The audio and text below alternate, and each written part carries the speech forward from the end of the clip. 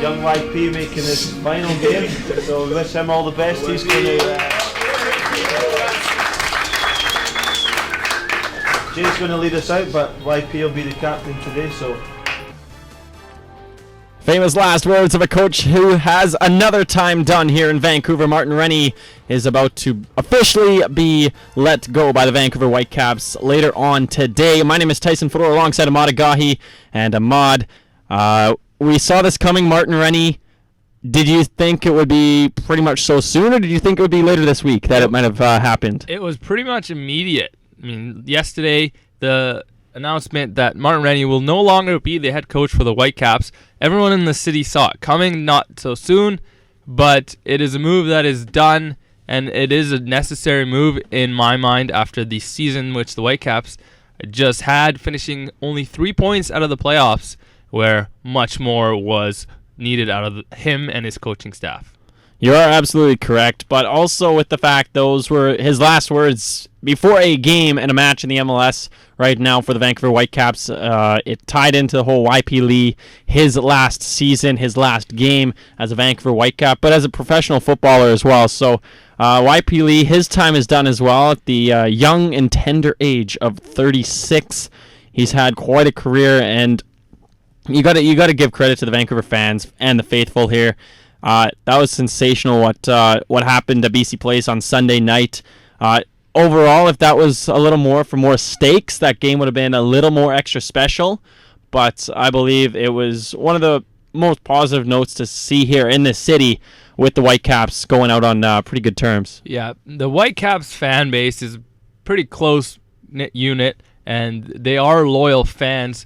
YP Lee, of course, broke into the squad in 2012 and slowly but surely grew on the fans, and he became somewhat of a fan favorite for his stellar play, really. And it was just amazing to see a guy at his height and at his body size and at his age that played so well on that right back position. 65 games he played for the Whitecaps this year and last, and really good career. He, of course, was a star on the World Cup South Korea team for 3 times too. Yeah, and he also played a little bit of a stint in England and overseas. So a great career comes to an end, and now the Whitecaps will have to find a replacement for him at the right back position. All that will be settled over this offseason. Well, you look back at YP Lee's career, and he's really played for some top clubs around the world. PSV Eindhoven, Tottenham Hotspur, as you mentioned, in England there, Emad. Borussia Dortmund, he was also there for a year, made 18 appearances, and then he finally finished off his career here in Vancouver. So it was a pleasure and a treat to come and watch him, and he's going to be missed by the Whitecaps for sure going into next season, but that just sparks the whole debate about the youth here for the Vancouver Whitecaps and the residency program that they've got going. They finally signed their first homegrown player in late August, and that was Calgary guy Sam Adekubi, Manchester, England born. He's 18 years old. He got a chance to play left back on the weekend due to Jordan Harvey's suspension, but he played the full 90 minutes, and for an 18-year-old coming in it's the last game of the season, not too much on the line. He looked pretty solid. Whitecaps coming away with that 3-0 win. So I think the future looks pretty bright for the Vancouver Whitecaps right now. Yeah, it does. And one thing that also does affect the team with YP Lee's departure is his fan base. I mean, there was a lot of Korean fans that were coming out and just enjoying watching YP Lee. But like you said, they are going to move on with Sam Adekubi and a lot of young players that they do have drafted and in their residency program will have to be looked at, and they'll also have to look elsewhere in the league, try to bring people in. Jay Demerit's not getting any younger. Jordan Harvey had an up and down year, and I think with Jordan Harvey there, if this Sam Adekubi Harvey thing works out at that left back position, maybe you see Harvey slide to that right back if there's not an immediate fix. And you see Sam Adekubi start the year at left back next year, or it could be opposite. But with a young kid, you're going to try and play him at his natural position. But you were mentioning about Jordan Harvey there. Yeah, and Carlisle Mitchell, who had a pretty good season up until the last few games. He'll be another center back that they'll have to make a decision on if they want to keep him here or if they want someone else playing that center back position alongside their captain, Jay Demerit. So a lot of decisions needing to be made in Vancouver for the Whitecaps, and they'll have a lot of time to do it as well. And, of course, one of their designated players in Kenny Miller, he suffered an injury late in the season there. He's overseas now, being treated by a world-class physician. And do you believe this marks the end of an era once again now for Kenny Miller? Do you think his time is done here in Vancouver? Because Kenny Miller was a top-notch player for this club, and I believe his first season here, which was not this past season that just wrapped up, but the season before, his first year here, when he had the likes of some other players in Barry Robson, who him and Miller actually very, very well had a very great connection, the two Scottish players. So do you think he was missing a little Barry Robson this year? Well, Kenny Miller, even to begin the year, started off very good, was scoring goals, but at his age, I think the injuries caught up to him. I mean, he was banged up for so long. He tried to make a comeback near the end of the season in the game in Colorado, and couldn't really do much for the team. Now with the World Cup coming up, and of course his team failing to make the finals for the World Cup, I mean he could still have maybe a year or two in him if he decides to stay, but he's no longer going to be looked at as the Whitecaps' top goal scorer. I don't believe so. So that's another decision. Daigo Kobayashi will have to be looked at as the guy that's staying or leaving. And Hakuna Mane, who is getting looked at for possibly a move to Europe and to play European soccer, that's another player that they might be losing as well. So, big offseason coming up. It is, and of course, Kenny Miller, 34 appearances for the Whitecaps so far. He was due to that lack of injury. But the Scottish international had a actually sensational goal a couple months back against England in a World Cup qualifier.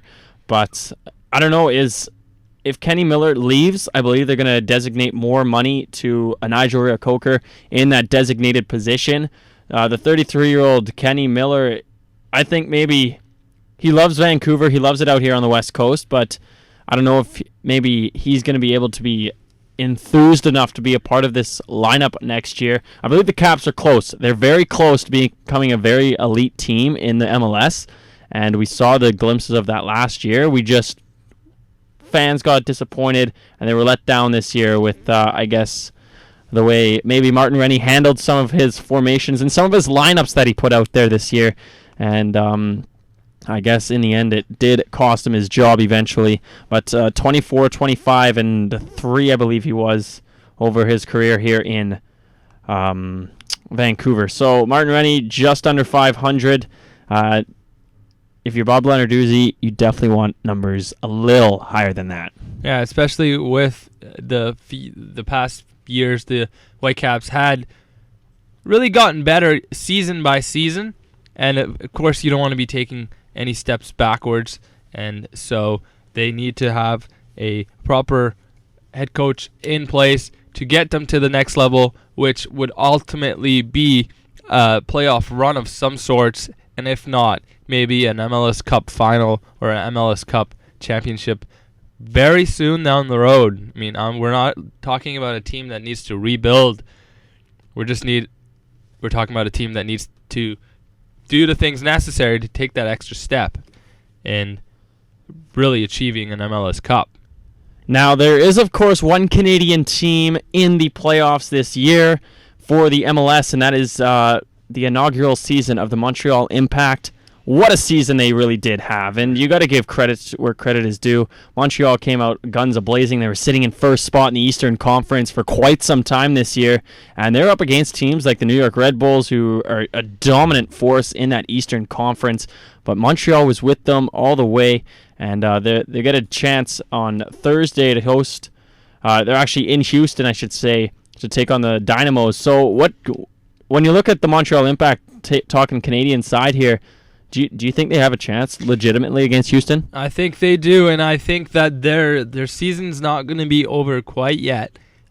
They obviously play Halloween night against the Dynamo, with a winner advancing to the semifinals, playing the number one team in the East, the New York Red Bulls. This is a Montreal team who has got a lot of experience, has gelled nicely, of course, with their qualifying for the Champions League, CONCACAF Champions League qualifying, and that's also helped them out as well, their success in that tournament. And now they have a winnable game against Houston, and who knows how far it will go after that. So I do believe it has been a successful season for the Montreal Impact, and it could even be more successful after the next 2 weeks and the next two matchups here in the MLS Cup playoffs.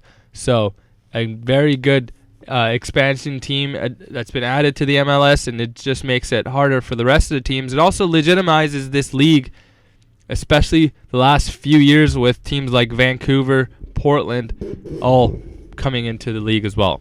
And everyone knows about the Montreal Impact and what they've done this season. So next season, if they do get out of this one and see how far they can actually go here in the playoffs, they're going to be up for it once again next year. And fans and people are going to critique them until they basically pull off another season like they did this year.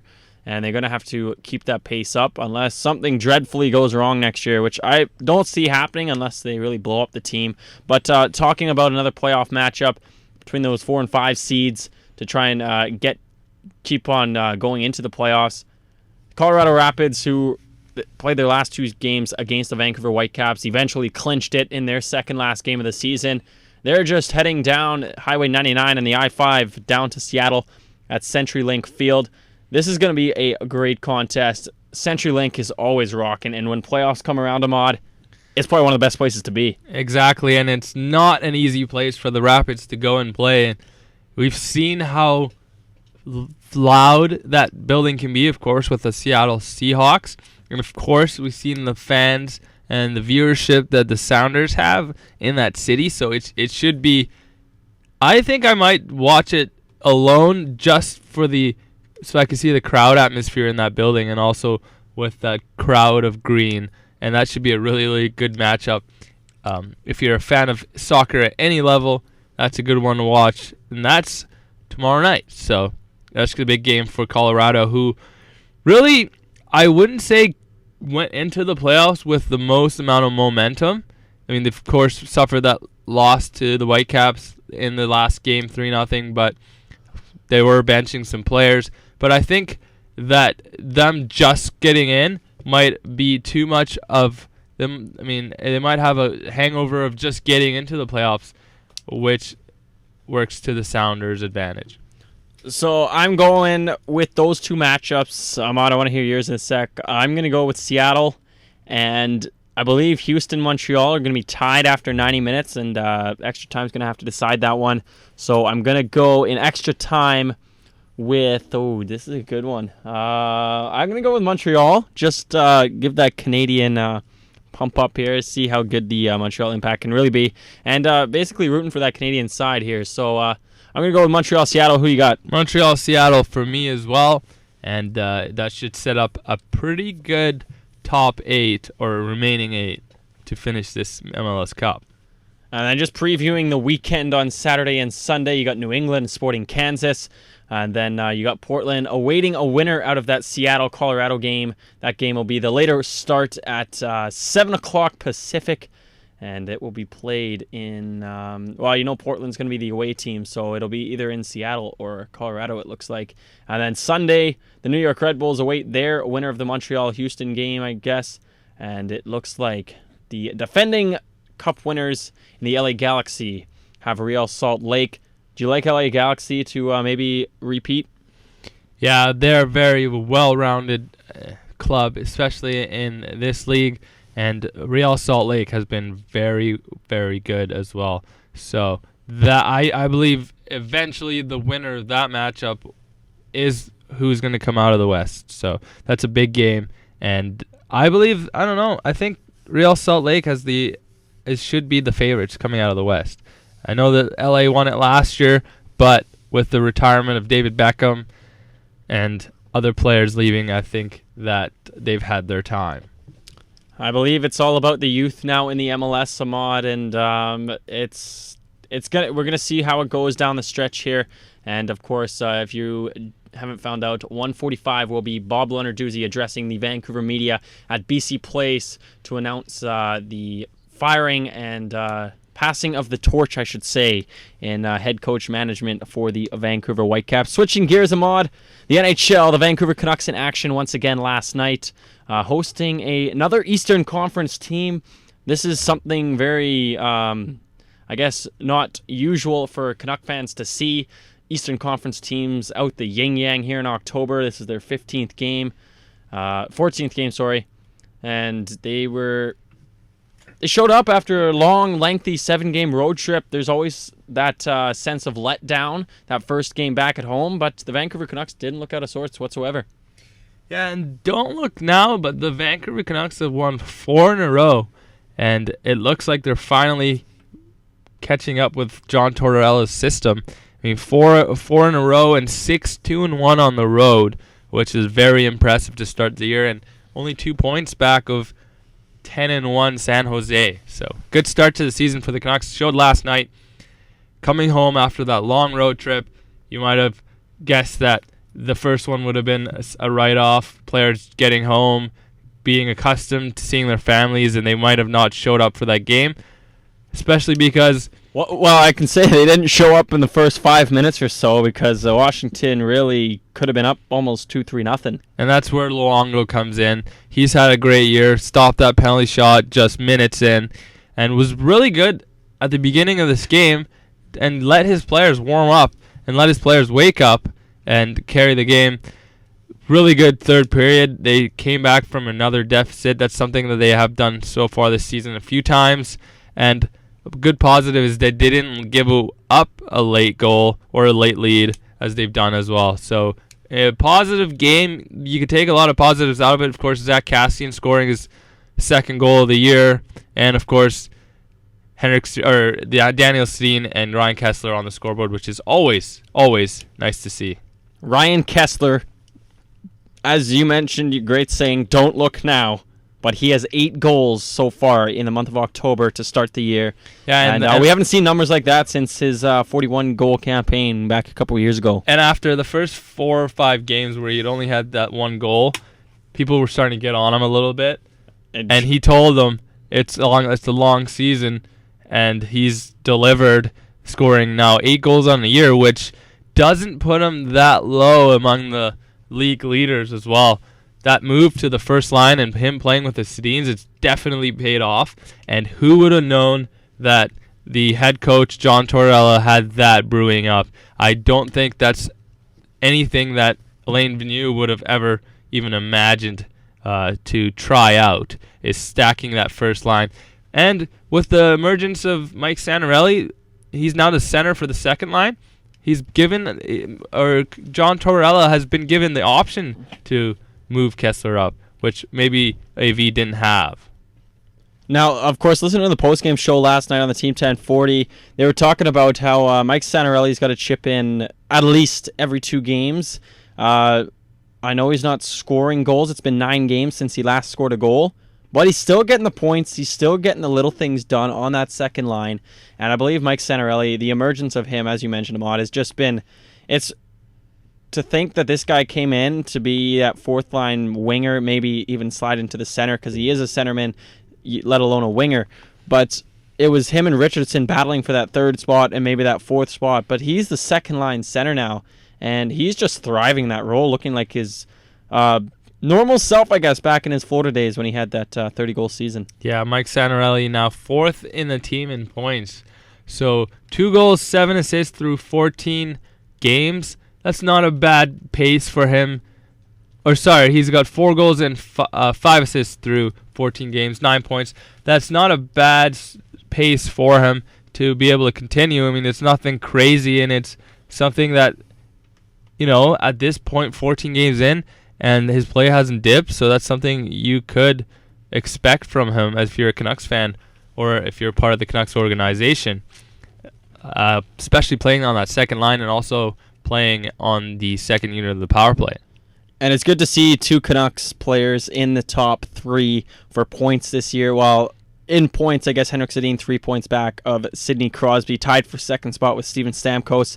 But for goals, Alex Ovechkin still leads with Alex Steen in 10, but Ryan Kessler is tied for third, and he's with 8 goals there. Tied for fourth if you look at it. But 8 goals for Ryan Kessler. Henrik Sedin's been dominant, but when Daniel Sedin's getting points on that line as well, and he was getting the assists, but pucks weren't going in for him, you kind of felt for him. But then you see that shift last night at Rogers Arena. What a shift that was. I was seriously 20 feet from the ice, and my goodness, that puck was back and forth. I was off their stick within a second, and the Canucks just absolutely dominated the Washington Capitals on that shift. And Daniel Sedin ripping a slap shot from down the pipe. What a shot it was to get eventual game winner. So Daniel Sedin, hopefully this is the start of things to come for him. Yeah, and a lot of talk was if the Canucks should renew the Sedin's contract, and a lot of people were saying no and let them play out their contract year in order to produce more, and they have done that now, both a point of game or over. And if they continue that, then it's not far-fetched to see both of them in the top 5 in league scoring by the end of the year. And that move of not signing them and letting them play out might have worked out. It also could work against them as well. They might claim to need more money as well. So we'll see how that pans out. And Jason Garrison also, he's 5th in the team in scoring, and he's had a great season as well out of the back end. And now Jason Garrison is the player that they wanted when they went out and acquired him.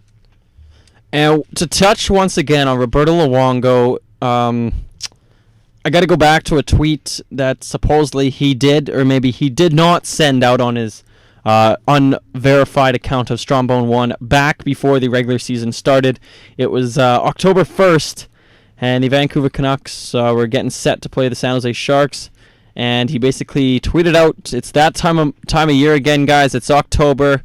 How did that one get in?" But Roberto Luongo, you can't say enough about his play right now. 7-3-1 in October. One of his normally slowest months of the year to start a season is October, but he's come out strong. He's basically put the critics behind him, and he's basically got that chip on his shoulder, and he's been showing it. And 7 wins on the year so far. That's tied for 3rd spot in the league among goaltenders. So yeah. Roberto Luongo, he's looking like his Olympic goalie self. Yeah, it's been a quiet year if you're in Vancouver for the goaltenders. I mean, we're not talking about who should be starting and who's had the better numbers. So Luongo quietly has put up very stellar numbers in October, and let's face it, this is the best time for him to be playing well with the Olympics coming up, and him proving to the city of Vancouver and to himself, more importantly, that he's still one of the best goaltenders in the world. Now, of course, I also do believe the fact that he is playing pretty well right now is due to the fact the pressure's now off of him. Of course, that first couple weeks, the media here and everybody around the hockey world were all watching him very closely in to see what he will do after the emergence of Schneider in New Jersey now with that trade. So I think Roberto Luongo has kind of slipped under the radar now, and he can just focus on his thing without those questions of, hey, do you like being a backup goaltender? Do you want to start? Whatever. That's all in the past for him. So I believe Roberto Luongo, this is all for the positive and for the better for him. And also, he doesn't have that thought in the back of his mind that if he lets in a bad goal or 2 or has a bad game, then he's sitting the next 4 or 5. So that's also must be helping him out. And also, Eddie Lack played very solid as a backup. He's 2-1 on the year. And that's another good surprise for the Vancouver Canucks. And one of those wins coming up against a very tough team in the St. Louis Blues at the tail end of that road trip. But it's time to switch gears once again. Talk a little more playoff action. World Series. Boston Red Sox, St. Louis Cardinals. Big Game 5. You were able to watch that one, Emad. It was actually pretty solid game. Boston Red Sox. We got a couple Red Sox fans in our program here. I know one of my buddies back out in Alberta, the voice of the Okotoks Oilers in the AJHL. Probably if they do win one more, he'll be streaking down the streets of Okotoks in about a foot of snow. So he's a huge fan, and he's waiting for that game number 6 win if the Red Sox can pull it off. But Emad, game 5, what'd you like about it? Yeah, I mean, it was the ace on the mound for the Red Sox, and he probably won them the most crucial game of the series. With this format of 2-3-2, now the Red Sox have 2 shots of winning the World Series at home, and that's, I mean, they would have, if they would have asked for that, no problem. It's a great situation to be in. Of course, John Lester last night pitching for the Red Sox goes 7 2/3 and only gave up that 1 home run to Matt Holliday in the first inning, and the team now, or sorry, in the 4th inning, and now that 3-1 win, and now they're just a win away. They just find ways to do these stingy Red Sox, and even after the Game 3 loss, where everyone was counting them out, they come back and win 2 in a row. And these, I mean, honestly it seems like it's destiny for them to win this year. And if you're a Red Sox fan, you're quite happy going into this Game 6.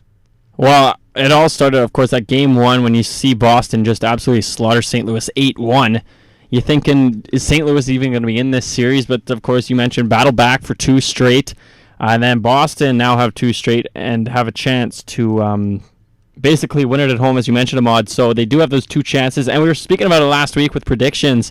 Myself and our special guest, Jared Featherstone, on the program last week said 7 games for the Red Sox because, of course, they will be at home for it. But you did say 6, so you might just have that nailed down. But, hey, we're going to have to wait and see. They'll have a chance to prove me right. We're going to have to wait and see. Tomorrow night, yeah, with John Lackey on the mound. So I'm pretty happy about my prediction.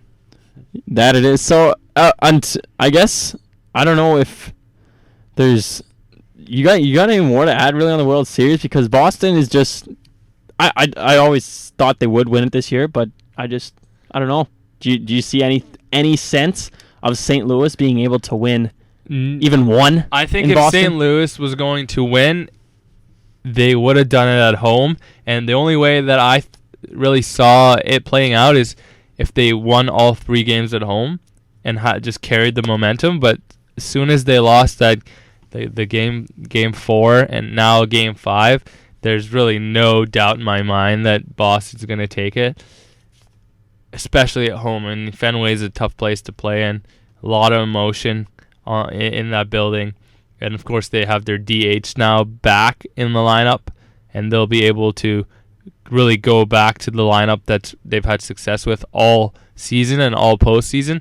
So come Wednesday night, I have a pretty good idea, and I'm pretty sure that the Red Sox will be lifting another World Series title in the city of Boston. So, I mean, the World Series this year, the matchup wasn't really that great, and just by the format, it goes by so quick.